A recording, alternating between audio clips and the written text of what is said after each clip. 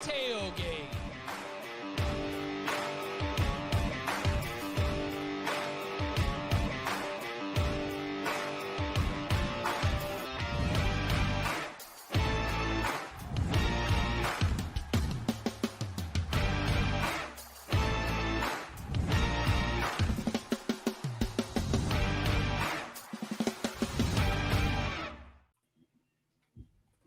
And welcome back to the Cover 3 podcast here on CBS Sports. That's Tom Fornelli. That's Danny Cannell. That's Bud Elliott. I'm Chip Patterson coming to you live at youtube.com/cover3 and everywhere you get your podcasts on demand.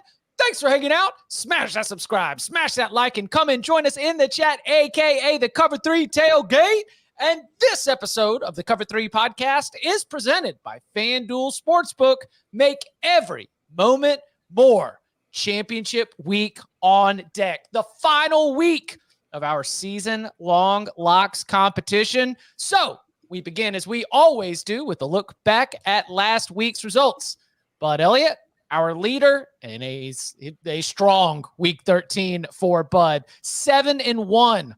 The wins were Tulane -3, Michigan State first half team total under 5.5, Miami -8.5, Florida State -6.5, Washington State plus 16.5, UCF -13.5, and Clemson -7. The only loss being the Iowa team total under 12.5. 7-1 for the week brings you to 72-54 for the season. What were the big notes from week 13? I mean, look, Tom put Frankie in the ground. He was really gaining on me. I had to slam the door, nail that coffin shut, and put this contest away.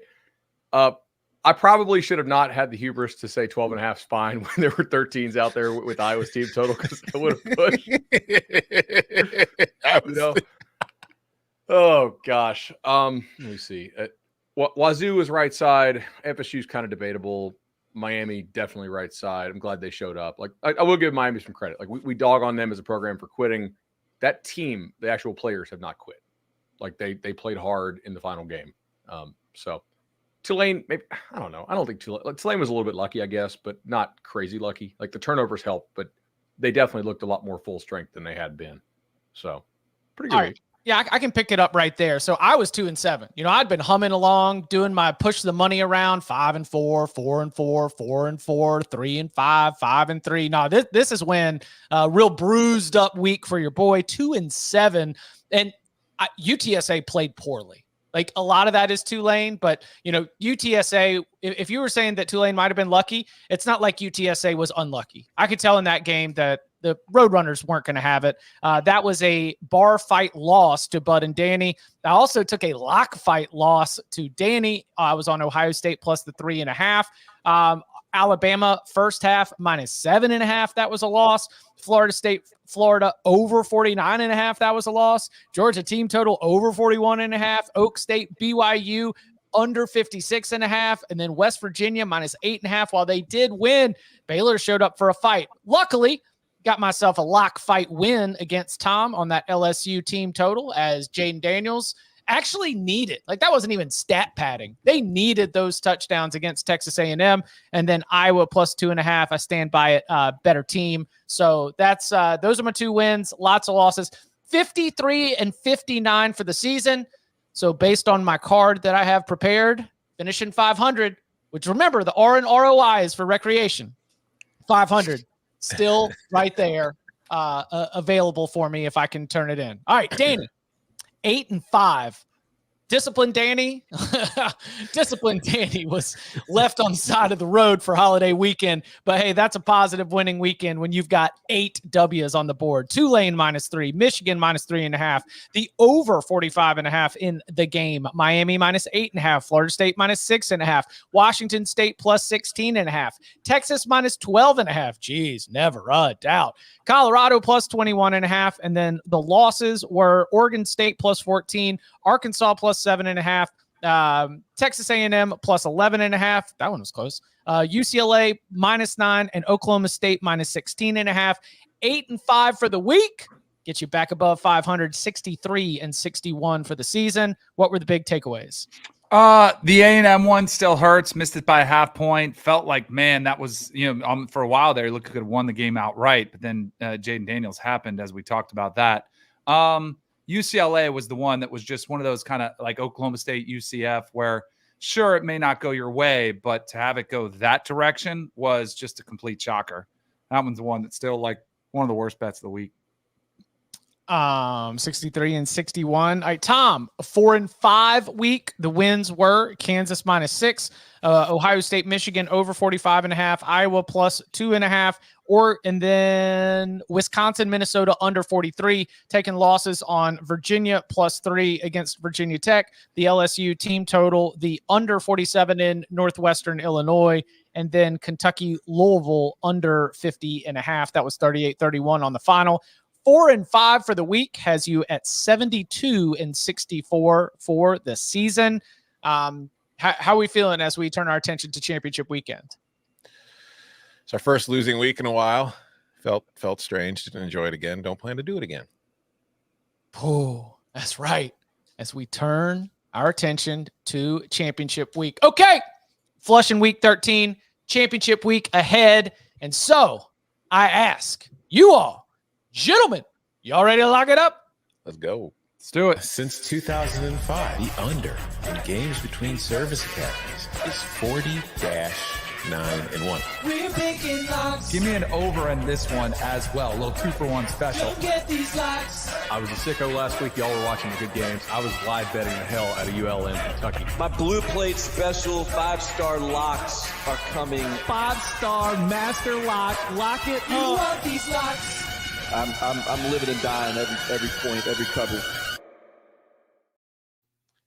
From the locking chair to your eyes and ears, we get started with the Power Conference championship games. We're just going to go game by game here with the limited slate, see what kind of locks we have, any other wagering thoughts as well. And so we'll begin on Friday night, 8 p.m. Eastern time, Oregon and Washington. Looking at it right now, Oregon around 9.5 point favorite, total around 65.5. Who's got a lock? Danny? Is that all overs? Are you guys all pointing? Are you guys all with me pointing up? I'm pointing to the sky for an over? Because I'm going over. pass, it's a big pass, number. pass. Yes. I'm going over. Couple different reasons. One, we know about Washington's defense, the issues they've had. I think they're going to really struggle to slow down Oregon. So I think Oregon's going to score a ton of points. The other thing is, I think Washington, yes, they've been banged up, but I do think they scheme up pretty well too. I think their receiving core is getting healthier. And I think it'll be a higher scoring affair. If I had to lean, I'd probably land with Oregon, but I think Washington sort of, even if they get down early, I think they'll be throwing around. If it's back and forth, kind of like the first game, I think you can see that play out. But I also think Oregon would love to have style points. I don't know if they need them, but really to just emphatically kind of stamp their way in there just in case there's another one-loss scenario. So I think both these offenses are really good, but I think Washington's defense being a liability opens up the door for a lot of Oregon points. Fight. Fight, fight, fight, fight, fight. See, I kind of see this one going a different way. I look at this one and I think Oregon's defense has improved since that first game and has been getting better and has been very solid the last few weeks. And Washington's offense has done nothing but get worse. So I think that what we've seen with the Huskies in recent weeks, and we've talked about it, like none of us think Michael Penix is fully healthy based on the way he's played and just based on the way Washington has looked. And they've begun leaning more on the ground game. I think they're going to try to run the ball more in this meeting than they did in the first one, because I don't think they want to get in a shootout with Oregon. I don't think they believe they can really keep up right now. So I think you're going to see Washington try to control the clock, limit overall possessions. And I think Oregon, I mean, defensively, like I said, they've been better. Offensively, I don't know that they really need style points. Maybe they do it. Maybe that kills me here. Or maybe they just, if they're going for style points, it's probably a blowout. So I could probably still get home. Like if it's like 42 to, 20. So I like the under 66, but I can get you 65.5 for your over. So maybe we can get 65 3/4. Yeah, that famous middle number of 65 3/4, which you always seem to see. I'm not afraid to do it, Danny. I will. I don't want to play too much of it. Y'all know this song? Yes. Nowhere to run, nowhere to hide. Martha and the Vandellas. It's a song that Dan Lanning plays, and he wants it played in the stadium at the fourth quarter. Like, that's his message. And he gets them all grooving. And this Oregon team, because he says, this is it. There is nowhere to run. Everything that you've got, you have to leave on that field. I hinted at it, man. The mentality of this team is tremendous. They leave it all out there. There are no flaws. You can pick apart their strength of schedule. You can see that Oregon at 12-1 could end up being the team that gets screwed or is the angriest about the college football playoff scenario. Ducks minus 9.5. Let's go. They've been getting better. Washington's been getting worse. 2-touchdown win. So did Dan hear that song riding around in the car with his mom or dad? Well, he's already, I mean, excuse me, I'm on the young end of this crew, but like, yeah, absolutely. It's not Dan. Is It's Chip the youngest? I think so. I don't know. Chip, you're like, 37? Yeah, I was going to say only by like a couple years, right? Okay. Yeah. We know how old Denny is now. Yeah, we know. Danny, 45. 45. 45. Lyrically, like, I get it. It's just like tone of the song, even though the lyrics are saying it seems a little too bouncy to be like a scary song. I've seen the sidelines. Like when it plays, the fans like, what's this? But then the whole like Oregon sideline, they start dancing to it. Like I'm in. We got controversy here. The chat is saying that Kirby Smart plays that for Georgia and Lanning took that from them. Whoa. And you know what? I hope it works just as well for Dan Lanning as it does for Kirby Smart. I'm joining Chip there in lock agreement with those Ducks. All right. Might as well just keep it going. Oh. Just let Latifah go. Yes. Wow. Let's go. Why?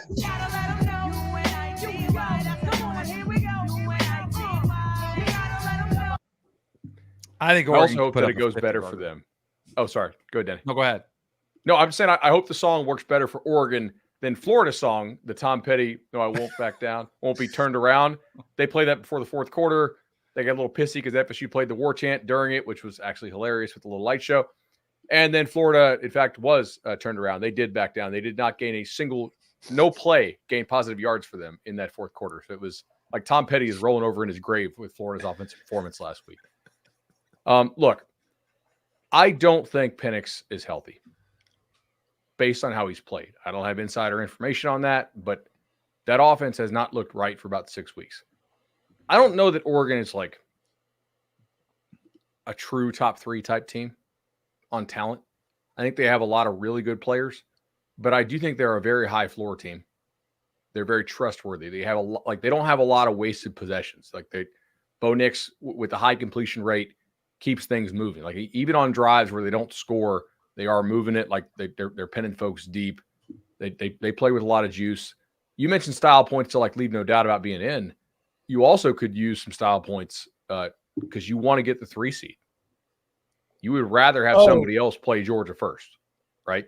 Like not that Michigan sucks because clearly they're really, really damn good, but you're going to be an underdog regardless of who you play in the playoff. If you're Oregon, I believe you'd much rather play Michigan in round 1 and hope that somebody can take care of Georgia.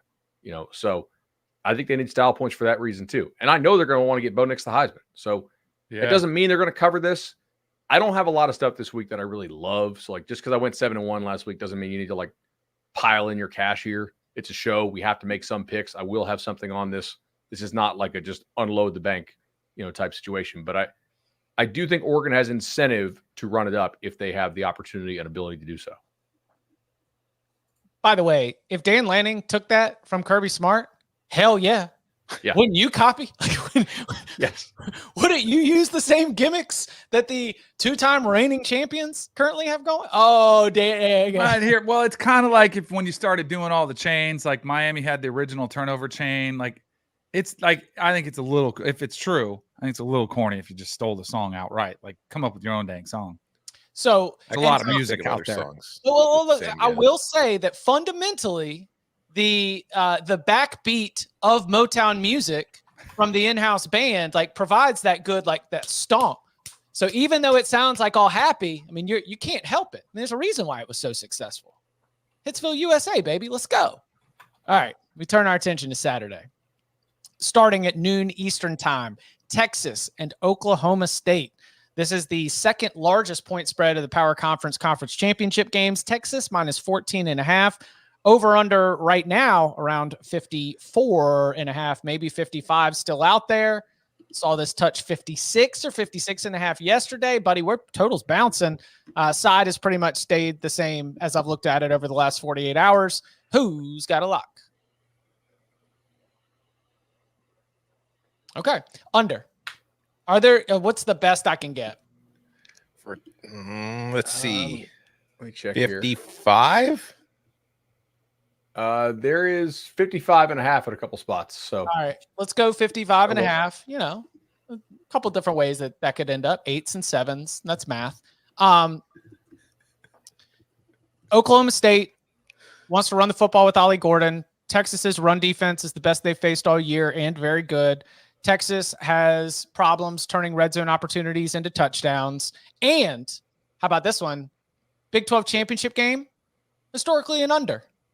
Maybe that's a little bit more from the previous era when it was always a rematch because you'd go round robin conference schedule followed up by the conference championship game. But I believe it's 8 out of 10 because they started it right after they got shut out in that 2014 season. But it is historically an under game. And so when I've got the matchup of Texas red zone, Texas run defense, and I've got the overall trend of the way that this game has gone, I'll stick with that. I'll go under. I don't know if you know, but if you've heard, but like they've got the WWE crossover thing going on for this game. Are you at all concerned that somebody is going to hit the ref with a steel chair and then cheat for a couple minutes and nobody will know and they'll get away with it and you'll lose your bet? You know, if that does happen, I'm just going to have to challenge the under to a rematch on pay-per-view next month. I just want Brett Yormark at the end, if Texas wins and they hold up the belt, then he rips it away from him. He's like, no, this isn't you're not the real Big 12 champ because you're leaving. And he gives it to Oklahoma State and they run out of there with it. Which commissioner do you think is going to be most pissed to hand a team the trophy if it goes down? Yormark, Petiti, or Phillips? If it's Phillips to Louisville, he's putting his arm around so Jim like if the favorites win. Yeah. Okay, yeah. Did you see the Florida State graphic yesterday? Yes, I did. About the TV ratings. Because the game against Florida had like I can't remember the exact number, but this is an official Florida State graphic. It's like the game had over 5 million views. And it's like, I think there were only 3 ACC games that didn't involve Florida State had more than 5 million viewers. I was like, damn, guys, just chill a little bit. They're not shy about it. All right, anybody else going in on Texas, Oklahoma State? I don't love that game. I don't love any of the numbers. They're weird. You know, if it was under 2 touchdowns, I'd go Texas. I'd jump on it, but my only plan for this game is I'm hoping, like I said yesterday, I hope Oklahoma State scores first and the Texas money line comes out a little bit and I can hedge. When's the last time we had like a legitimate upset in this game? Like, hasn't it been chalky recently? Well, who was favored last year? No, but it was like a coin flip. It was like a 2-point. Oh, it was like a pick 'em or close to it. Yeah, like when's the last time we had like a 10-point? How about in any conference championship game in the playoff era? It really hasn't happened. I remember in 1996 when like Nebraska was like a 20-point favorite and lost to Texas, who was like 8-4 that time. There was the A&M Kansas State Jamar Toombs year. That sound right? Yeah. Who was the real big running back? Like the cut, like not fat, but definitely like Jaworski Lane. Guy. Was it Jaworski Lane or Jamar Toombs? Somebody in the chat will know this, and if you're under the age of 35, you have no idea what we're talking about. It's funny, like Jaworski Lane wore the giant shoulder pads that they had in the day for some reason, but he really did not need them because he was already kind of just that big. Dude, it was Jamar Toombs, 6 foot, 275. Yeah, that is a run. That's a. Okay, that's serious running back right there. It's a lot of running back. I mean, like TCU, Kansas State, wasn't Kansas State the favorite? Like small, short betting favorite, even though Yeah, TCU but like was 3 points or so. undefeated. Yeah. Baylor Where was Kansas State, Oklahoma when the little short guy for Kansas State like gave him hell? Sproles. Yeah, Sproles. Excuse me. And that would have been 1990. That would have been 2003. Yeah, that'd been early 2000s. Yeah, 2003. Yeah. That was an outright upset, 35-7 when Oklahoma was number 1 in the country. Yeah. Yeah, that had to be like a 10-point spread or more, I would think. So everybody just leaving this one alone? Mm-hmm. If I'm gonna play anything, I'm gonna take Oklahoma State's team total over. It's 19. Jeez. Like opportunity for a concession score there, right? Like if Texas needs style points, they're probably still trying to score. It could lead to more possessions in the game. Gundy's team has not laid that many eggs this year offensively. Like UCF was one, and that was it. We kind of thought it could happen. So they generally find a way to score points. Like there's certain coaches you just like, all right, they're gonna score some points typically, unless they're just totally dominated up front. I'm just thinking of big running backs now. Just thinking of John Clay, Ron Dane. Oak State O-line's been better, by the way. Mike like a good bit better. I mean, they ran 88 plays last week and only allowed 3 tackles for loss. It's pretty good. That's pretty good. All right. Coming up on the other side, we continue our run through Conference Championship weekend with our Conference Championship locks. We start on the other side with the SEC Championship game. That and more next. Join us for Match Day 5 in Miami. Good to have you with us. All the way from England, baby! And go inside the Champions League with the most entertaining team in the game. Champions League today. Destination Miami. November 28th and 29th. Streaming on Paramount+. Saturday at 4 Eastern, we are set for the SEC Championship on CBS, presented by Dr. Pepper. Old foes meet with huge college football playoff implications when Georgia faces Alabama. It's the SEC Championship presented by Dr. Pepper this Saturday on CBS and streaming on Paramount+.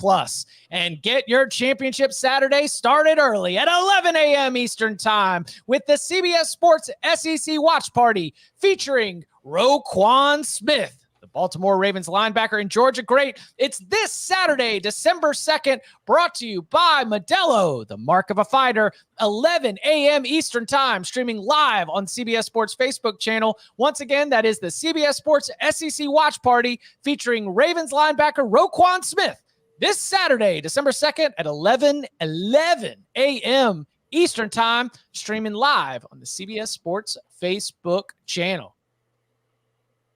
Bud and I are going to have so many questions for Roquan about the Bears. Yeah, big Bears fans. That's right. That seems natural. Okay, so here we go. I mean, just those horns now belong to the Big Ten. Thank you. All right, I will do them, and now they belong to the Big Ten, and of course the Mountain West Conference because they're the CBS horns, not the SEC horns. So let's go. Nick Saban, Kirby Smart, Alabama, and Georgia. The SEC championship is on the line. The Bulldogs favored by 6.5, total around 54.5. Who wants to get us started with a lock? I'll go. Mm-hmm. I'm taking the over. We kind of touched on it a little bit yesterday during the big game breakdown. It's like, I think, Bud, you said it's like one of those times where there's just so many guys on the field that it's just going to overwhelm, the defense. And I do feel like that is that kind of a situation. And I do think that while both of these defenses are very good, I also think that the offenses are pretty damn good too. And I just look at the total and I think that's a little low. This Georgia defense is good, but it's not the same kind of level of Georgia defense that we've seen. I think Alabama will be able to move the ball. I think Georgia's going to be able to move the ball on this Alabama defense because while it's good, it hasn't faced the best offenses. Like when it went against Ole Miss, they were banged up and missing a bunch of guys. I think there's more wiggle room there than we have seen for the most part this season. I think it's going to be fun. I think it's going to be really close. And I think if I'm taking the spread, I lean towards Alabama, but I just like the over more than anything here.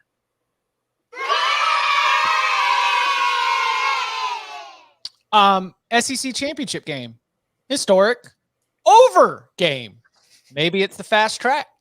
Got a lot of fast tracks out there, but I think it has more to do with what you said. There's just the dynamic skill players that have been in the SEC and in the SEC championship game over the course of the last 6 or 7 years have changed the calculus on this, and good offense will beat good defense. We have seen some elite offenses come through Atlanta on their way to the college football playoff. I do not think that Alabama's offense is elite, but its big play ability is right up there with anybody else in the conference. I do think that Georgia's offense is elite. So I'm right there with you, Tom. I think this is a game that you're going to have to score to win. And I think both these coaching staffs know that. And while we look at Nick Saban and Kirby Smart as defensive savants, their time as national championship winning head coaches has informed them enough to know that sometimes these are the kind of games where you're going to have to be aggressive and not just get out there and play field position. So I'm going over the 54.5. 53.5. Yeah. Give me the dogs. All right. Let them bark. I can get it 5.5 too. Yeah. Yep. I like it even better because that thing's been getting a little bit starting to run away from you a little bit. So I'm going to lock it in there at 5.5. I just think they're the better team. I think they've demonstrated that all season long. You know, I get it's the Iron Bowl, but I thought you saw some issues crop up that have, Bama struggled with all season long. In our big game breakdown, I said if you can contain Jalen's legs, so I think they'll do. I don't think they're going to shut him down, but I think they'll hold him probably to under 50 yards rushing. And I think if they can take away the deep ball, they should have their way. And I'm not 100% sure this defense at Alabama is completely fixed. We saw issues against LSU and against Texas, the better offenses they faced with the better weapons. So I think Georgia wins. And I don't even hate an alt line. Ooh, I might hate an alt line. I lean your way. I think Georgia in a competitive game where they're able to win by score sounds right. So I'm not locking it up, but the total is my favorite play. Like, what is Alabama at Kentucky the best all-around performance the Crimson Tide have had all year? Maybe the second half of the LSU game? No, I think Kentucky, because that game was over 5 minutes in. Yeah. Second half against Tennessee was pretty good. First half was rough, though. Right, yeah. You play the first half of Tennessee in this game against Georgia, the deficit will be too big. You won't be able to come out of it. Oh, completely. Yeah, if you play like you played against Tennessee or like Auburn, Georgia will smoke Alabama. Right. Like Bama needs to bring its A game. Let's see. And the best that we saw from Georgia probably is that run of Ole Miss, Tennessee back-to-back. Those last two games are probably the best all-around performances that we saw from the Bulldogs this year. I mean, they killed Kentucky. They killed Florida. Missouri is the only team that even gave them a game, if you want to call it that. Yeah. They're good. Yeah. Ain't bad. Hot number take. one team in the country has put together I like them. I think they got a chance. a number of well-rounded performances. That's strange. Missouri never had the ball with a chance to win, right? No. At the end. Mm-mm. Did Auburn? Has anybody ever had the ball with a chance to win against Georgia, if you think about it? Auburn, it was tied, bud. So I don't know if Auburn had the ball with a chance to win. I think they just scored. Georgia got the ball, and that's when Bowers did win all Greg Jennings and put the team on his back, though. Excellent reference. Yeah. Again, there's not a lot of stuff I love this week. I will lock up Georgia. All right. Specifically here, I think that this is by far the best secondary Alabama has faced.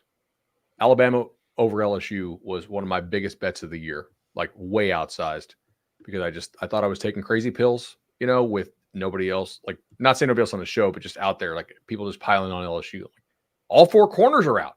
Their best D linemen are out. Like, who the hell's going to cover anybody? Kentucky secondary has been ass all year, right? Like A&M, the same thing. Auburn secondary, legitimately a little better. They blew a couple pretty important coverages, including that bomb before the half. I expect all 5 Georgia secondary guys to be drafted and drafted highly. I think they're going to make Milroe earn the throws. I don't expect they're going to bust coverages like some of these teams have against Milroe. So we'll see how consistent he can be throwing the ball. I mean, I think that's Georgia's main goal. Don't give him freebies, and we'll see. Like, Bama's done a great job scheming around Milroe, but I have a hard time getting like preseason notions out of my head about what the staff thought about a guy. The fact he brought in Buckner still carries a little weight with me. I think he's gotten better.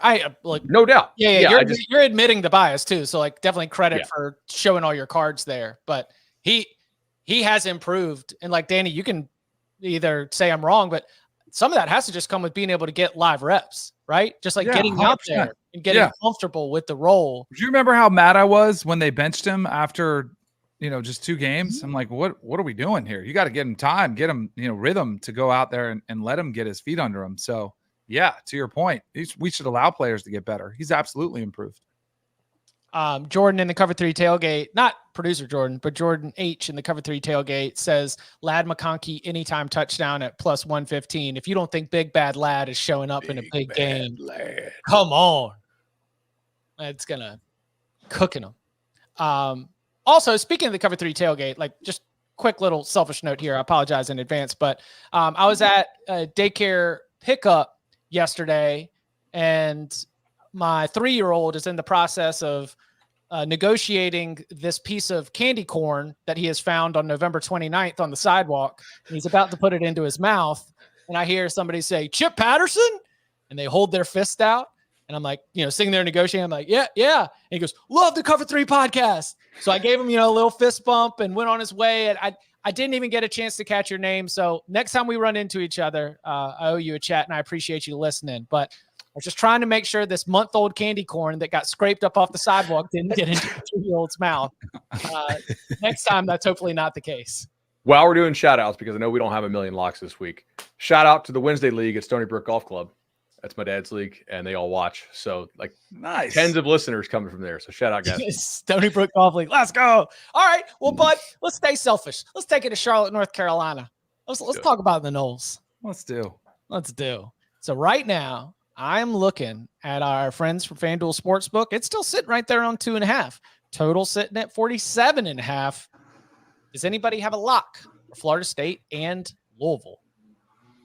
I know Tom does. He just, I can see it all over his face. You don't want any part of it? I'm on the over. Nothing on this Big Ten title game here. Well, it's a 47.5. That's a Big Ten number if I've ever seen one. Yeah, I'm on the over. Mike Norvell, Jeff Brom, big game, everything on the line. I see too many explosive plays, and I was scouring through the Florida State game notes, working on a story previewing the championship game, and like Florida State's pass defense numbers are awesome. But Bud also, let something drop in Wednesday's big game breakdown. It's like, okay, so let's go look at the quarterbacks and the passing attacks that Florida State has gone up against. And Florida State plays a lot of man, and Jeff Brom probably has some good man beaters in the playbook. Try to give those easy crossing routes that if Plummer can deliver it on time could turn into 45-yard touchdown plays. So every way that I cut this, Florida State also a very good special teams in terms of return game. You could sneak a touchdown or a short field that way. Just kind of similar to my, not obviously the same as the SEC, but you game this out. You consider the stakes and the teams and the coaches involved. And I see more points than this. So I'm going to go over 47.5. If that's my best number. Let the children sing. Yeah. I mean, I think Rodemaker, the offense, I think they'll play better than they did last week. I think they'll get off to a better start. I love the weapons that they have, but I also think Louisville's doing a pretty good job against, pretty good defenses, putting up a lot of points. They just happen to get the stops. Like, I mean, they did get in a little bit of a shootout with Miami, scored a ton of points against Kentucky. I think you'll see, like we talked a lot about it, Jeff Brom is really good. So is Jack Plummer. He's more than capable of putting up some points. So I like the over too. That's probably my favorite play in the game. Yeah, the rain scares me a little bit on that, but like, Yeah. it And shouldn't cold, be, right? It's supposed to be a little chilly. but it shouldn't be insane. You guys will know early in the downs if this is going to hit. Louisville is really good at creating explosive plays on early downs. Oh, Their pass pro in obvious passing situations is a problem. And that is one reason why I do like FSU this weekend. So I will lock it up. Jared Verse looks healthy to me, and he is absolutely ripping. And that's a problem because Pat Payton is very good as well. And they have had, much to the consternation of FSU fans this year, they have rotated their defensive line like crazy. There will be drives in like the second quarter in which they put their 2s or their 2.5s at times in, and they'll give up a drive, and people are pissed about it. However, how many snaps did Jared Verse play this year? Like 400? There are definitely parts of this FSU team that are banged up as hell. Like I think a lot of the skill guys are playing through stuff. And you can kind of see it. Like Keon probably houses that punt against UF if he's 100%. Yeah. But I do think FSU's defense, like the numbers are inflated or deflated, whatever direction you want to go with that because of some of the quarterbacks they've played. But I do think the D-line's for real. Mm-hmm. The 35-31 was the score when these two teams played last year, when Tate Rodemaker came off the bench in the second quarter, led 3 second-half scoring drives and a come-from-behind 35-31 win. That was a different coaching staff for Louisville, with all the portal work, a lot of new faces, different quarterback included, but still just in terms of, trying to vibes this on the margins, Tate has played against Louisville, and Tate has had success. So, by the way, yes, let the children sing with Bud too. Oh yeah, can't let that go by. I had to get my pick in here too. I do. I mean, again, the line before they saw Rodemaker in Gainesville was Florida State by 6.5, 7, and then because of a half a bad play, like we're just ready to say, oh, Florida State, they're going to look awful in this. I think he plays much better in this game now that he's got a game under his belt, settled. It won't be as hostile environment. It's neutral. Like the weather's, concerning, but that's where I think you can get Trey Benson going even more. That's a cold stadium when it gets rainy. Dude, it is. They got to move this out of Charlotte, right? No. I mean, like I all the other Power 5 Tampa leagues have climate controlled, or at least like not cold ass weather. And this is like, Although I saw a Virginia Tech BC ACC title game in Tampa that had about 12 people there. So yeah, I was gonna say you were the only ones that saw it. Yes, exactly. I believe it's the 7th ACC championship game appearance. Does that sound right for Florida State? I think so. Sounds about right. 6 or 7 with 4 wins, something like that. Anything else on Florida State Louisville? Tom, you got a thought? Nope. I lean towards the over, but this is a live betting game. I mean, and especially too because I don't anticipate Michigan Iowa being very competitive for long, and these games will be going on at the same time. So this will definitely be my Saturday night getting ready for the reaction show live bet extravaganza. Yeah, you could work hedge this, which would be to bet the over, because then if it comes under, we get started faster. Mm-hmm. Yeah, it's just trying to figure out Tate Rodemaker and Jack Plummer. I don't know. I've got nothing strong either way.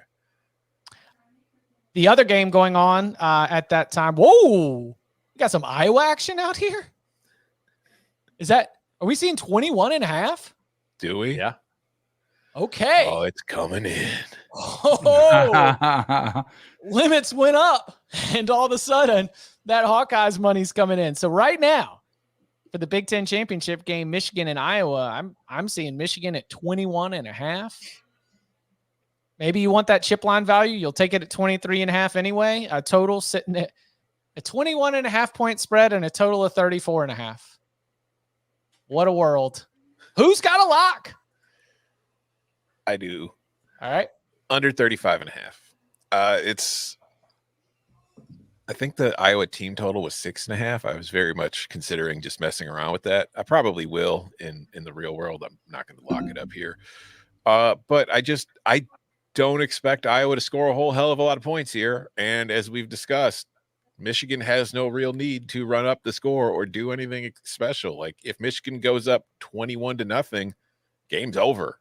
They're just going to sit. They're going to rest guys. They're going to get ready for the playoff at that point because there's no way in hell Deacon Hill and that Iowa offense are overcoming a 21-point deficit at any point. So my only fear here is short fields for Michigan and turnovers because, Deacon Hill does get loose with the ball. He does take sacks. He does throw interceptions, and it could be problematic, and it could lead to defensive scores like we kind of saw last week. But I don't think honestly, with the way Iowa's offense plays, I could probably survive a defensive touchdown in this game, even at 35.5. So give me the under. I could not survive an Iowa defensive touchdown because I am taking Iowa team total under 6.5. I'm playing that game. I want to feel alive. Nothing gets the juices flowing for your championship week reaction pod. Like any trip. Well, actually, you know what? Let's see. I don't think, because remember, we saw Grant chase that guy down from like 50 yards. So I think that for Iowa to even have the explosive run that they just kind of rip off because of a missed assignment, I think they've got to get it inside the 45. I don't think they'll be able to take it even on an explosive run just because of the way that Michigan's defense would be able to recover with that athleticism. So anytime they get the ball, if they will, to the 35 or closer, I'm going to sweat a little bit. It'll feel good. So, yeah, Iowa team total under 6.5. So the chat is calling for my theme music. I will as well. Let's go. Yes. It's time for sicko mode. Let's go. A little bit lower on some of the teams in the bottom of the Sun Belt. If things go wrong, they could be like UMass. That's kind of like sicko mode of a sicko mode. So I didn't line shop very well last week for my Iowa team total, but now I'm scanning my spank odds and I'm seeing a really important number here. And I would normally not say this, but 2.5 for that first half Iowa team total to me is important here because of a couple ways Iowa could score, which are unconventional. Number one, a safety. Like, do we think a safety is more likely than a touchdown for Iowa? Yes. No, but close. Okay. Right? Like, now, they also could block a Michigan extra point and return it. I would hate to lose a team total under of a half when I could have bet 2.5. A couple books have 2.5 out there. Give me that Iowa first half team total under 2.5. No offensive points for the Hawkeyes in the first half. In fact, actually, that's a good idea. I'm going to look for props on that, like safeties to be scored in this game. Because I do think that there is a much higher chance of a safety in this game than most games. Good punting. Mm-hmm. Fox executives are like hating this show right now. Well, I mean, man, you guys, I really kind of want to take a prop. Deacon Hill's passing yardage prop, 104.5 under. I know. These have been a gold mine to bet over. Because he gets a lot of meaningless yards. Yeah, he does. Right? Like, but I don't know. I don't know if this is the game I want to do that. No, right? I mean, look, it's going to be 7 for 11 for 89 yards. That's a stat line. It was like 97 against Minnesota. I was like, okay, how many 3rd and 17s is he going to throw for 12 yards? Quite a few. Like, it's meaningless. They allow it. It still counts. You punt. You do it over again in about 6 more plays. How many 3 and outs and turnovers for Iowa? Over under 5.5. No, they could have 5.5 3 and outs.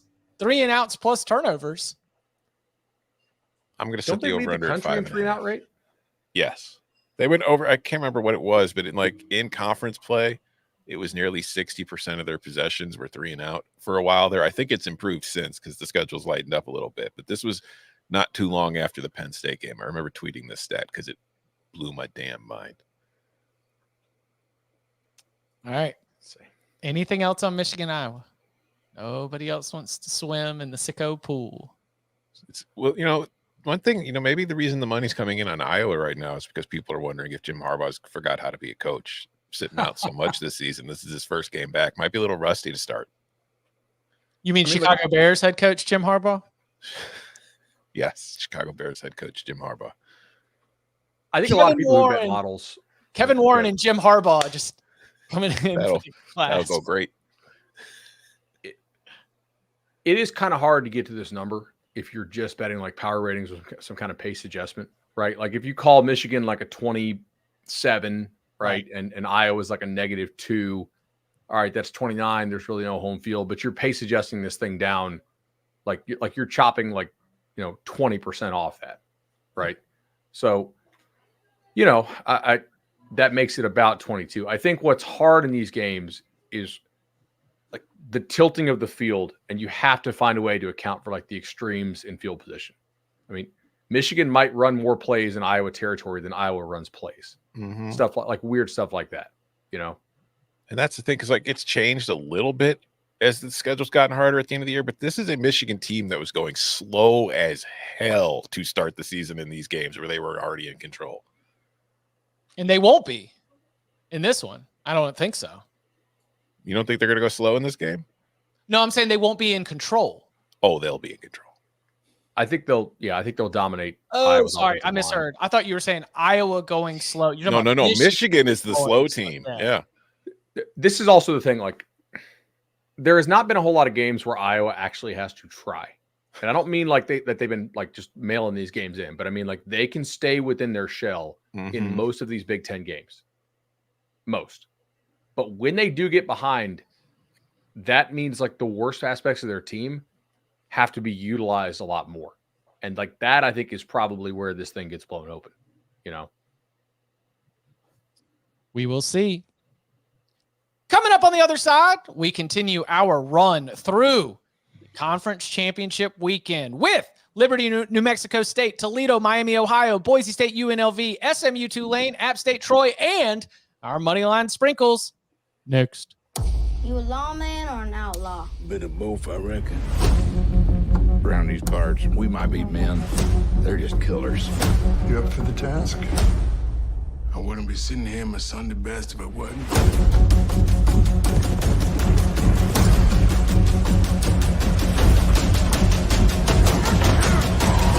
I'm warning you, your wicked days are done.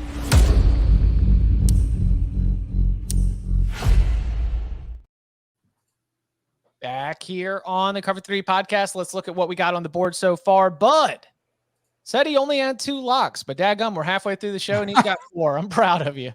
Oregon -9.5, Georgia -5.5, Iowa first half team total under 2.5, and Florida State -2.5. I've got Oregon -9.5, the over 53.5 in Alabama, Georgia, the under 55.5 in Oklahoma State, Texas, the over 47.5 in Louisville, Florida State, and the Iowa team total under 6.5. Danny's got Oregon -9.5, Georgia -5.5, the Oregon-Washington over 65.5, the Louisville, Florida State over 47.5, and Florida State -2.5. And Tom is on Iowa, Michigan under 35.5, Alabama, Georgia over 53.5, and the Oregon-Washington under 66. Can I go back for 1 second? Sure. I forgot to mention, even though we were talking about props, just another bet for the Michigan-Iowa game. Blake Corum is 2 touchdowns shy of tying Anthony Thomas's career rushing touchdown record at Michigan. If there's anything that they have to quote unquote play for late in this game, just maybe consider Blake Corum 2 touchdowns or more prop. That's got to be a good payout too, I'd imagine. It's about 130 depending on where you are, but still. Oh shoot, the odds makers know it too. Well, Blake Corum scores a lot of touchdowns. So. They didn't adjust Malik Neighbors enough last week. No. When he was going, okay. Mm-hmm. All right. On Friday, it's not just going to be the Pac-12. No. Rich Waltz, Aaron Taylor, Amanda Guerra on the call on the Mothership CBS Sports Network as Liberty plays host to New Mexico State in the Conference USA Championship game. Currently looking at a spread of Liberty -10.5 or 11, over under around 56.5. Who's got a lock for Cayusa? I don't, but I'm sure Amanda is relieved she won't miss an Oklahoma game this weekend. Oh, Oh, we got to make sure she gets wind of that. Oh, we have to. she's probably traveling today, so we'll get it Yeah. out. Hopefully, she'll listen to it. She's a listener. Yeah. I think it's a good number. You know, I wanted to bet Liberty, but 10's never showed. You know, I would bet some Liberty at 10, but I'm sure the whole world would too, right? I think Liberty's pretty damn good, and the quarterback is legit for that league, and they're really well coached. But so is New Mexico State. Yeah. Question: can Liberty get into a New Year's Six? Yes. If Tulane loses, yeah, they would be the highest ranked. Mm-hmm. So like, and they won't know because they have to run it up. Yeah. And they would love to run it up. I'll go ahead and lay them. I don't have enough discipline like Bud does. I need to catch him. I need bets on the board. Lay them with Liberty. I think New Mexico State's really good. Pretty good quarterback matchup. If the weather is dicey, I trust Salter's legs better than I do Diego Pavia. So I'll go ahead and take Liberty and Lamb. Did you call him Dago Pavia? No, Diego. I was more worried about his last name. Like, wow, Danny, I'm sitting right here and you're calling a guy a Dago. Jeez. I don't think so. I didn't mean to. I hope not. I don't want to get canceled on here. Okay, on our dang Locks pod. I'm giving you permission on behalf of all Italians. On behalf of all that's the thing that gets Danny canceled. Oh man, that's right. I'm seeing a Liberty team total at 34.5. Ooh. I'm gonna go Liberty team total over 34.5. Similar mindset. You know when we've seen Liberty have anything for the most part. Hold on, let me make sure fact check this myself in real time. Liberty's close calls have not been low scoring, rock fights. Mm-hmm. Like the closest that teams have come to Liberty, Sam Houston, they do throw you down in the muck, but for the most part, they've had to sweat it out a little bit, but they are out there putting up 38 plus in each of their last 1, 2, 3, 4, 5, 6 games. Yeah, with the style points, every motivation, all that stuff. Let's go Liberty team total over 34.5. Don't hate it. Been a weird defense for New Mexico State this year. I think they're really well coached. I think they're really actually pretty awesome on both sides of the ball coaching wise. You realize that that first week score against UMass was 41-30. Mm-hmm. Yeah. Like I if they play that again and they post that same total, I'm putting my house on the under. Right? It was week 0. We had nothing.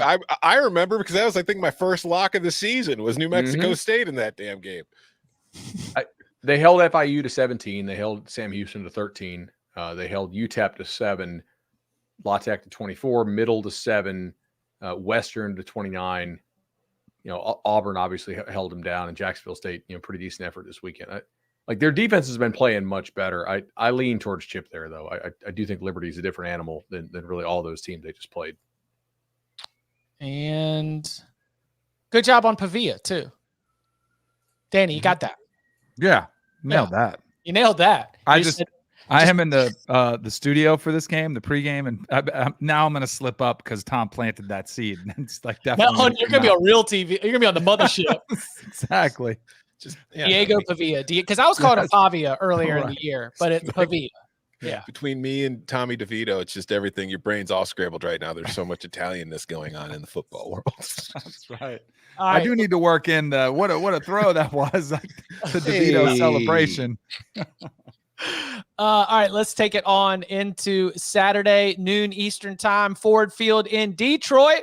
It is the reigning MAC champions, the Toledo Rockets, going up against Miami, Ohio. As we mentioned near the end of Big Game Breakdown yesterday, you do wish that Brett Gabbert was in this game and we were getting Miami at its full strength offensively. But Chuck Martin, man, that dude has just been rock solid in terms of consistency over the last couple of years. 7.5 is the spread, over under a 43.5. Who's got a lock? I do. Okay. You said 7.5 is the spread? That's what I'm seeing right now. I see some 8s out there, and I am going to be taking Avion Smith, Chuck Barton, and the Miami of Ohio Redhawks +8. Because mean, he's not Brett Gabbert. He has not been as good as Brett Gabbert overall, but Miami's been just fine overall without Brett Gabbert. And although they haven't played a team as good as Toledo, as we've gone over 1 billion times on this show, just it's hard to trust Toledo when they're a big favorite because they've let you down so often. They play to their opponent way too much. And I do think this Toledo team has been better this year at that, but I also really, really like Chuck Martin, and I know this team is going to be fired up for this game and ready to go and ready to shock the world. So give me the Redhawks +8. Oh, wrong board.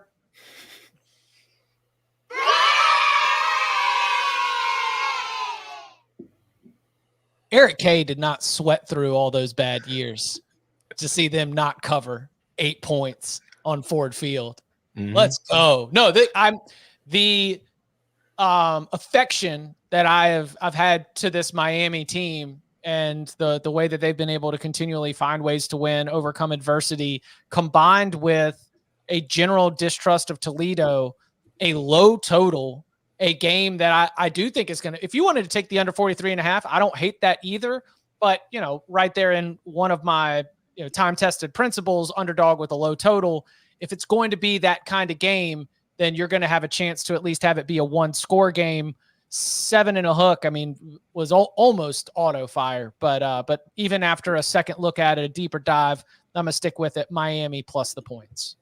I'm going to fight you too. Yeah. What? Yeah, that's right. Fight. I'll lay the 7.5 with Toledo.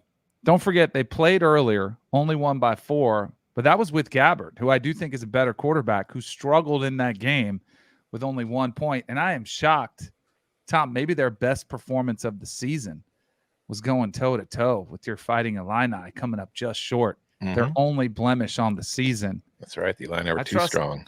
I trust Finn and the big play offense to come through. Let's go. Snap in the pool. I need to catch Tom too. No, look, I bet Miami, Ohio a good bit, and they're a good team, and the defense is unreal, and Gage is a really good receiver. But I feel like an idiot instantly every time I bet Miami, Ohio, because their quarterback play is so bad. I'm like, why am I doing this to myself? Like, just the feel, even when you cash, it's like, this is horrible. What am I doing? So I may have something a little later in this game, but we'll see. Interesting. All right. I like to hear that. All right, let's take it out to Las Vegas Allegiant Stadium, where UNLV will be playing host to Boise State in the beep, beep, boop, boop, pop, pop, computer-decided Mountain West Championship game. What was that noise again? Beep, beep, boop, boop, pop, pop. Sounds like punt. Star Wars. That comes from child lingo. Yes. UNLV 2.5-point underdog at home to the surging Boise State Broncos, who ever since the firing of Andy Avalos have really turned things around, finished the season with a couple of wins, including victories over other contenders to jump up in the Mountain West standings. Over under a 58.5. Who's got a lock? Okay. Boise State, obviously, running through Ashton Jeanty is going to be the game plan. Like, he is a tremendous running back.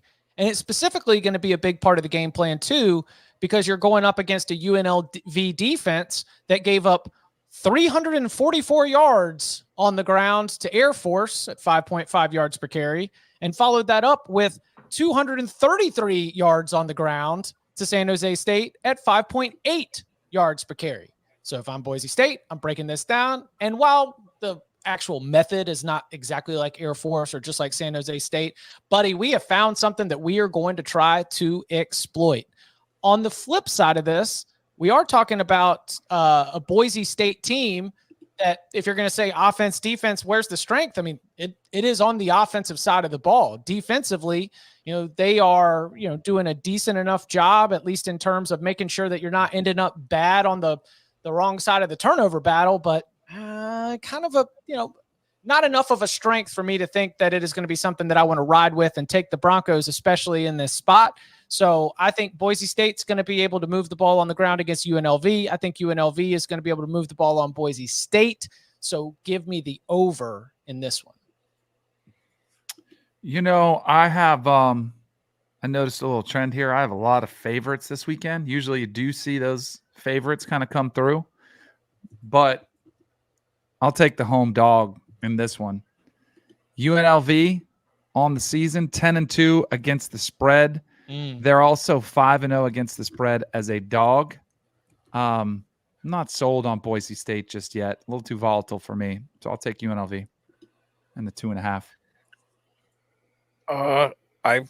I don't dislike that play at all, Danny. That's probably where I would be if I was locking anything up on this one, because like you mentioned, Ashton Genty, Chip, he's going to be entering the portal. I don't think that's going to affect this game, but it might affect this game.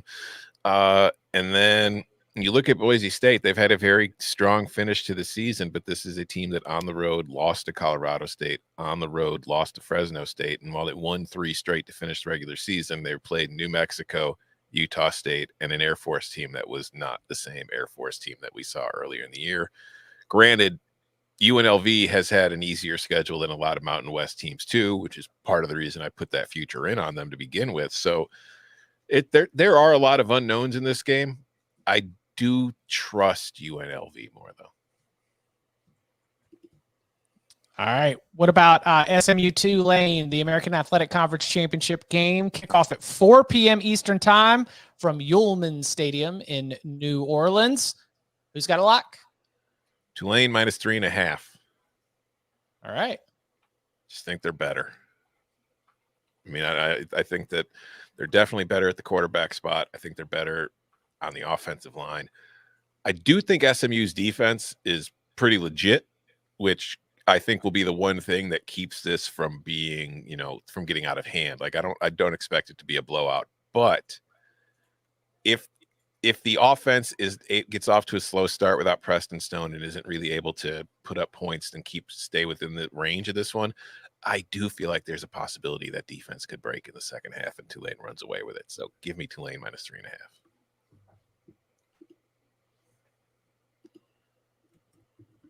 No, I think it's priced in. Okay. Nothing else there? I'll take an under. All right. I think without Preston Stone, I think Tulane's defense could really present some challenges to SMU. So I'll go ahead. I'll take the under. I believe this is also at 4 p.m. Eastern time. Yes.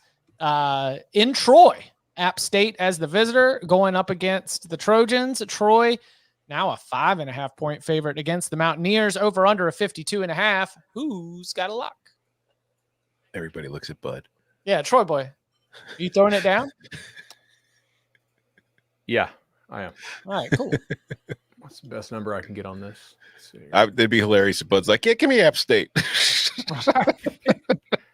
So, I mean, it was 6.5 at the beginning of the 5.5 I'm seeing 5.5 right now. Yeah, I know that App State's defense has improved, yada yada, whatever. I think Troy has some touchdown scores, and they've been able to score pretty well this year. So I'm going to go ahead and go Troy team total over 28.5. I think App will probably score on Troy a little bit. And I definitely think App will answer with some scores. Or sorry, Troy will answer with some scores. Let the children sing. I'll be the Troy boy as well. But I'm also going to throw in an under on this game as well. I'm gonna lock You're that betting up too. team total over game under instead of betting just Troy? Yeah. Wait, hold on. All right, Chip, No, give me the robot sound, but with my brain breaking. No, I'm taking under on the game. But you're But taking you're the betting over on Troy team Troy total and the under over. on the game. Yeah, Bud's not So doing just take Troy. Troy. He's only doing team total. I am just taking Troy to win Oh, and cover. okay. All I'm right, taking fair Troy enough. minus 5.5. Okay. Sorry, I'm under. I thought Sorry, you were sorry. playing I thought Troy that's what you team were taking. total over. All right. I was going to say, if you tried to like same game parlay that, the book would be like, no. No, Just Yeah, I mean, it is anti-correlated, but like, yes. It's Yeah. possible. You could thread the needle. you could, but it's yeah. All right, so DK 2-for-1 special. You got Troy minus the points and the under at 52.5, 53. What are we thinking? 53.5, right? It's out there. 53.5. Right. Yep. Yeah, what? Dustin in the cover 3 tailgate. Watch that hit. The chat thinks that Denny's Perrier is something else today. Yeah, that's right. That's Topo Chico. Topo. Topo Chico is delicious. Absolutely. All right. Coming up on the other side, our money line sprinkles for championship weekend. Next. A game of honor. The Army-Navy game presented by USAA. Saturday, December 9th on CBS and streaming on Paramount Plus. All right, let's do a quick review of the board that we have for week 14 before turning the page to Moneyline Sprinkles. Bud's got Oregon minus 9.5, Georgia minus 5.5, Iowa first half team total under 2.5, Troy team total over 28.5, and Florida State minus 2.5. I've got Oregon minus 9.5, Alabama, Georgia over 53.5, Oklahoma, Texas under 55.5, Miami, Ohio plus 8, Iowa team total under 6.5, Louisville, Florida State over 47.5, Liberty team total over 34.5, and Boise, UNLV over 59. Danny's got Oregon minus 9.5, Georgia minus 5.5, Oregon, Washington over 65.5, Toledo minus 7.5, Florida State minus 2.5, and the Louisville, Florida State over 47.5, plus Liberty minus 10.5, UNLV plus 2.5, SMU Tulane under 47.5, Troy minus 5.5, and the Troy App State under 53.5. And Tom Scott, Iowa, Michigan under 35.5, Alabama, Georgia over 53.5, Oregon, Washington under 66, Miami, Ohio plus 8, and Tulane minus 3.5. Last week in Moneyline Sprinkles, we had, let's see, Chip cashed Iowa, Danny cashed Iowa, and that was it. That was it. That was it. So right now, Danny's still the sprinkle king, 21-27 on sprinkles at plus 8.12 units. Currently narrowly in second place at 11, narrowly to everybody else, not Danny. 11-28 at minus 1.08 units. Then Tom 17-36 at minus 5.63 units, and then Bud 12-32 at minus 6.8 units. Danny, what are our sprinkles? I'm gonna sit back and watch you guys do it. Wow. I take right from the soccer playbook. I have parked the bus. I am going to sit back and watch you guys have at it and try to catch me. I don't love a lot of the dogs. I honestly don't. I just don't. Oh, brother, this guy stinks.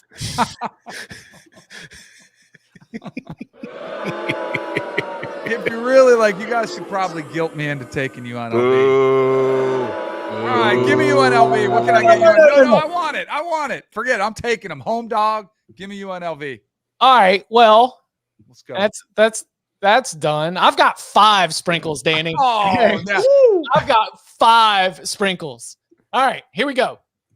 Let's start. They're all on Saturday. Miami, Ohio plus 260. Oklahoma State plus 500. Alabama plus 172. UNLV plus 116, Louisville plus 118. And we had to get some sprinkles out here before we could say that this Moneyline Sprinkle segment is brought to you by FanDuel Sportsbook. Make every moment more. This really isn't fair. But how can you, of the wouldn't it be hilarious sprinkle, not have Iowa as one of your sprinkles? Because that's what Kirk Ferentz said. I mean, that was his comment. Said, wouldn't it be funny if we played and ruined everybody's playoff? Like, he took your line and stole it. How can you not take it? You scared of him, Chip? You scared of Kirk Ferentz? Throw Iowa on there as well. How are we going to cash Iowa team total under and a money line sprinkle? Wait till we thread that needle, baby. 6-3. Wait, so what were your sprinkles overall, Chip? You got Miami, Oak State, Alabama. He's got everything. He's just no. Yeah, Miami, Oklahoma State, UNLV, Alabama, Louisville, Iowa.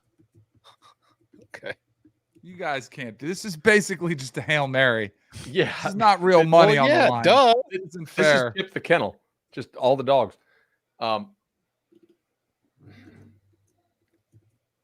Isn't Oklahoma State more hilarious than Iowa?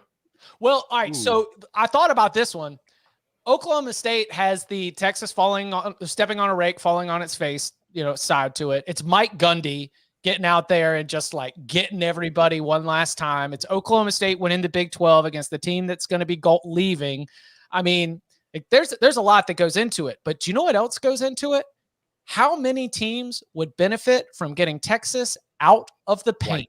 Right. Mm-hmm. That when I ran the Chipolytics on all these different scenarios of outcomes and determined all the different college football playoff rankings that would come from all those different scenarios, all the ones that had Oklahoma State over Texas were good news for Alabama. They were good news for Ohio State. There's a little bit of that as well. Let me see that notebook again. Yeah. Chipolytics. Is Chip being bought by Iowa? Right? But Iowa Oh and the my sprinkles? goodness. Look wow, busted. at that. Man. It's great. I've got the same notebook. Iowa sends it to you every year. It's wonderful. That's because you guys do your FWA membership, don't you? That's right. Yeah. Oh, yeah. I should And look who's on the cover. Number 9, Torrey Hunter? Taylor. Yes. Oh my God. It's worth it. That's why I pay the $50 a year. It's just for the Iowa. We're going with all our swag. I'll just start drinking out of my ACC cup. All right. Tom. I will just say this competition was could have been a lot different. I had both Washington State and Auburn last week, and if both those had cashed, Danny'd be sweating bullets right now. For this week, I've got a lot of ground to make up because of it. Washington plus 320, Miami of Ohio plus 270, UNLV plus 125, even though in real life I'm hedged to the gills on that one. Alabama plus 195, and Louisville plus 120. Which one of those for both you guys would you bet? Bama? Is that the one like you guys like? No, Louisville. Louisville. Oh, thanks. Appreciate it. Even better. You asked. I wouldn't have said it if you didn't ask. I think getting nearly 2 DK to 1. receipts. Let's go. Save it, Jordan. All right. I do think getting Alabama 2 to 1 when Kirby's got a losing record in SEC championship games, that'd be the one where I think you would like. That's the bet. And that's, I think Georgia wins. Like you asked me to, pick the game. I didn't lock up a spread, but in terms of value and sort of like the true idea of money line sprinkle, like hell yeah, I think that's good value on Alabama, who has won this game in this setting, going up against Georgia. I think honestly, like I didn't lock either up, but I think I would rather have the Alabama money line than the Alabama spread, because I do feel like Alabama either wins or loses by more than a touchdown. Yeah. I mean, did you they do have some of that pixie dust on them right now. Don't let that be a late game when Jalen Milroe's coming off Gravedigger and driving with a chance to win in the same building. Like that's what I cannot believe I didn't think about this at the time. So you've got the penalty, which knocks them all the way back. And maybe I did mention it, but like, it was just like Tua taking the dumbass sack. Mm-hmm. They've really been stressing the line of scrimmage to Jalen in practice all week. Like when he gets close to it, they just yell. No. All right, Danny, did you know the rule? Like you cannot reestablish yourself behind the line of scrimmage once you cross it? Yeah. You guys knew that, right? Yeah. I've known that rule since I was like 7 years old, and Packers QB Don Mikowski clearly crossed the line of scrimmage and threw a touchdown to beat the Bears. So that was like the first rule I really learned. But did he try to come back behind the line of scrimmage and then throw it? No, but that's when I first learned about the line of scrimmage rule for quarterbacks. Yeah, I've always known about it from the defender in pursuit, that as soon as they cross it, then you're free to go. Mm-hmm. You don't have to, there's no longer the threat of the throw. Right. Okay. Yeah. But I do still love, like, one of my favorite things in this sport is the pump fake when you're 5 yards past the line of scrimmage and getting like the linebacker to bite on it, because it's just hilarious. Whoopsie Daisy King Calandria does it all the time. Yes. That's why he's a hero. All All right. So to review, Buds on Miami, Ohio, plus 270. I've got 6, including Miami, Ohio, Oklahoma State, Alabama, UNLV, Louisville, and Iowa. Danny's just on UNLV, and Tom's got Washington, Miami, Ohio, UNLV, Alabama, and Louisville. And this Moneyline Sprinkle segment has been brought to you by FanDuel Sportsbook. Make every moment more. All right. It's all out there. That's the competition, boys. Oh, yeah. Let's remind you that what we've got going on Saturday, 11 a.m. Eastern time. Tune in to the CBS Sports SEC Watch Party featuring Ravens linebacker Roquan Smith this Saturday, December 2nd at 11 a.m. Eastern time, streaming live on CBS Sports Facebook. Pay attention to all the Cover 3 social media accounts on all different platforms. We'll be sure to get your attention and direct you where you need to be. It was great hanging out with Quinnen Williams last week. We're expecting it will be similarly entertaining for all involved with Roquan joining the party. Again, that is the CBS Sports SEC Watch Party featuring Ravens linebacker Roquan Smith, looking ahead to Georgia and Alabama. Brought to you by Modelo, the mark of a fighter. We did not have a dentist pick this week. No, Ole Miss ain't playing. Right. That's true. Dennis finished 12-8 on the year. Solid. Got to respect it. There you go. 60%. Teeth cleaning on the dentist. There we go. Lane, you got it. Buy one, get one this week only. All right. Any other like final predict right now? You never know, but like right now, this is sort of our last chance before we get back together on Saturday night to recap a busy championship weekend. So any other final predictions or final thoughts? No prediction, but I will say thank you to all the listeners who have been posting their Spotify raps that listen to the Cover 3 and how many minutes they've listened. It's awesome to see, and we really appreciate you guys. The one guy had 12,000 minutes. Yeah. I didn't We know should we have did an award. 12,000 minutes. We should have an award for whoever has the most minutes. I agree. Okay. I could rock with that. You get We'll to give them do- Chip's Got Check something. Saturday hoodie. No, this is a one-on-one. You get to have a Zoom with Danny Cannell. What if they don't want it? What if one of these people in the chat cursing me out? Whoever had the most minutes listening to the Cover 3 podcast, you'll get the 30-minute Zoom with DK. Let us know. Holler at us in the DMs. All right. Let's enjoy it, boys. And you can follow him on Twitter at Tom Fernell. You can follow him at Danny Cannell. You can follow him at Bud Elliott 3. You can follow me at Chip_Patterson. Gentlemen, thank you very much. Thank you. See ya.